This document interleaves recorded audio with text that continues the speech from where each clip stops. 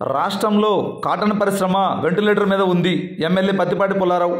ఇక పూర్తి సమాచారం మేరకు పల్నాడు జిల్లా చిలకలూరుపేట నియోజకవర్గం చిలకలూరుపేట మండలంలోని గోపాలంవారిపాలెంలోని గుంటూరు టెక్స్టైల్ పార్కును శనివారం మధ్యాహ్నం 2 గంటల సమయంలో కేంద్ర సహాయ మంత్రి పెమ్మసాని చంద్రశేఖర్, ఎంపీ లావు శ్రీకృష్ణదేవరాయలు, ఎమ్మెల్యే పత్తిపాటి పుల్లారావు సందర్శించారు. ఈ సందర్భంగా ఎమ్మెల్యే పత్తిపాటి పుల్లారావు మాట్లాడుతూ ప్రస్తుతం కాటన్ పరిశ్రమ వెంటిలేటర్ మీద ఉందన్నారు. దాదాపు 2 లక్షల మందికి పైగా ఈ పరిశ్రమ మీద ఆధారపడి జీవనం సాగిస్తున్నారని తెలిపారు. ఇప్పటికీ సగానికి పైగా మిల్లులు మూతపడ్డాయని, మిగిలిన కూడా మూతపడే పరిస్థితులు ఉన్నాయని తెలిపారు. కేంద్ర ప్రభుత్వం కాటన్ పరిశ్రమను ఈ సంక్షోభం నుండి ఆదుకోవాలంటూ ఆయన విజ్ఞప్తి చేశారు.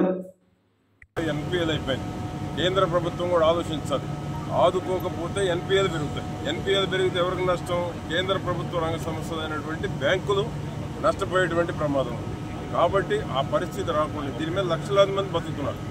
లక్షలాది మంది ఏదైతే ఆంధ్రప్రదేశ్ ఉందో 2 లక్షలకు పైబడి ఉన్నారు దీని మీద ఆధారపడి. డైరెక్ట్ ఇండైరెక్ట్ ఉపాధి కోల్పోయేటువంటి ప్రమాదం ఉంది.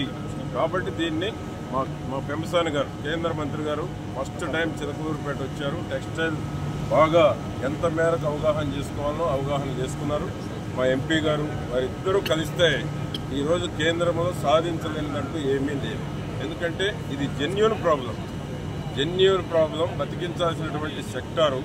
కాబట్టి దీని మీద వారిద్దరు రావడం ఈరోజు చాలా సంతోషం. దీని మీద దృష్టి కేంద్రీకరించి టెక్స్టైల్ కానీ పత్తి రైతుల మీద కానీ వారు కనుక చర్యలు తీసుకుంటే తప్పకుండా ఈ రంగానికి న్యాయం జరిగేటువంటి అవకాశం.